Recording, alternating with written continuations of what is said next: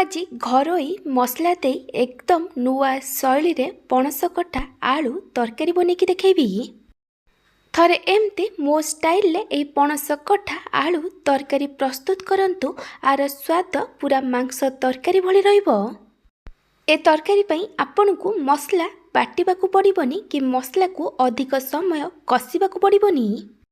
नमस्कार, twinkle kitchen को आपण मानकु स्वागत। पणस कटा आलू तरकारी पई मैं किछि पणस कटा को टिके बड़ बड़ खंड करी काटिकी हलदी पानी रे रखिछि। एहा द्वारा पणस कटा कला पड़िबनी। पणस कटा को टिके बड़ बड़ खंड करी काटिकी नेबे, बेसी छोट छोट करी काटिबेनी। मैं कड़ाई रे किछि सोरिष तेल दे गरम होबाकु रखिछि। ए रेसिपी को सोरिष तेल रे बनेबे, एहा द्वारा आर टेस्ट बहुत भल आसीबो। सोरिष तेल भलसे गरम हो गला परे मैं एबे आलू दउछि।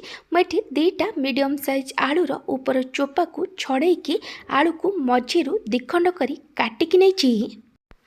आलू को एमती टिके बड़ बड़ खंड करी काटिकी नेबे। आलूर ऊपर चोपा को न छड़ेकी भी नहीं पारिबे। एबे हमें आलू को मीडियम टू हाई फ्लेम रे टिके लाइट गोल्डन ब्राउन कलर हबा पर्यंत भाजिबा।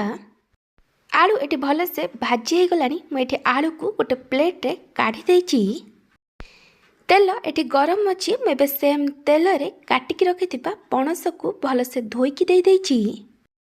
पणस आलूर क्वांटिटी आपण टेस्ट हिसाब रे कम बेसी करि परिबे। एबे हम एथिरे स्वाद अनुसार लूण पकेइबा आ पणस को भी टिके लाइट गोल्डन ब्राउन कलर हबा पर्यंत भाजिबा।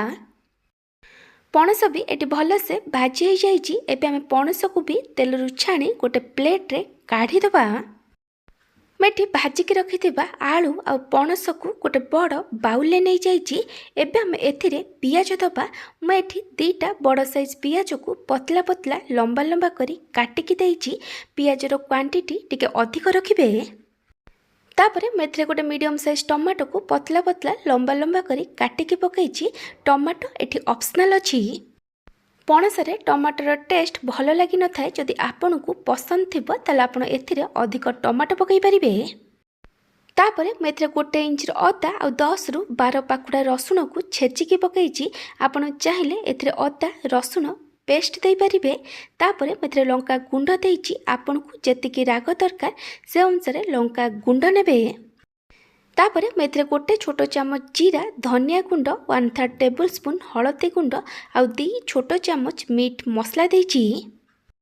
आ जगार आपन चिकेन मसला नहीं पारिबे। तापरे मैं स्वाद अनुसार लूण पकईछि। तरकारी पई जेतिकी लूण दरकार मैं पकई देइछि। तापर एमती भावे धीरे धीरे हल्का हाथ रे चकड़ी चकड़ी सबू को भल से मिक्स कर दबा। जदि आपन को ए बहुत ड्राई लगुथिबो ताले आपन एठी 2 रु 3 छोट चामच पानी दे सबू को भल से मिक्स कर देबे। मैं आपन को गोटे छोट रिक्वेस्ट करुच्ची, जदि आपन को ए रेसिपी भल लगिबो ताले को लाइक करिवे, आपन को सांग मानक सहित शेयर करिवे।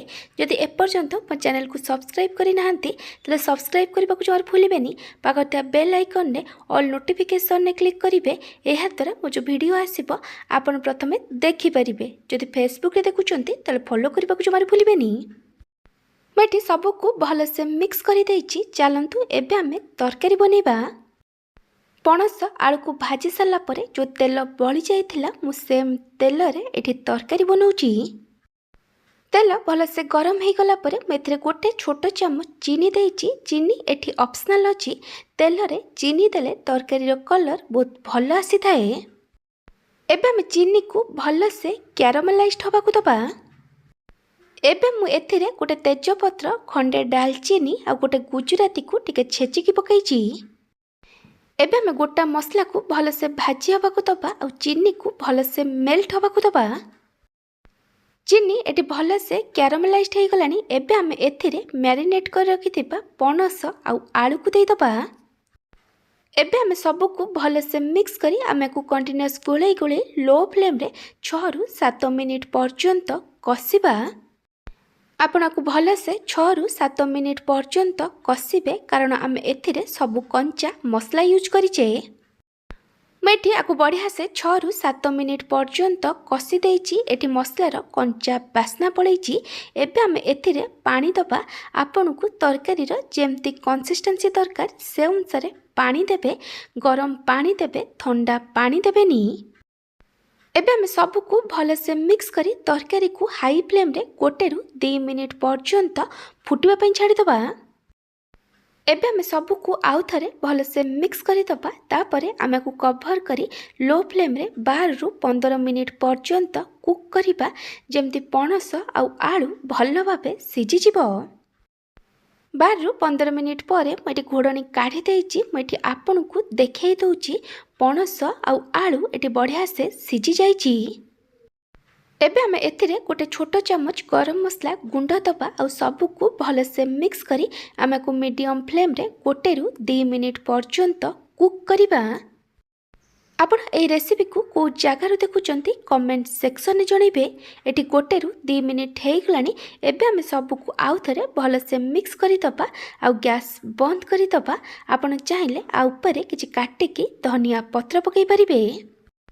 पणस आलू तरकारी एठी रेडी हो जाइछि। जदि आपनकु एही रेसिपी भल लागिथिबो ताले को लाइक करिवे। जदि चैनल को एपर्यंत सब्सक्राइब करि नाहंती ताले सब्सक्राइब करबाकू जमार भूलिबेनी। फेसबुक रे देखुतिले फॉलो करबाकू जमार भूलिबेनी। Thank you for watching.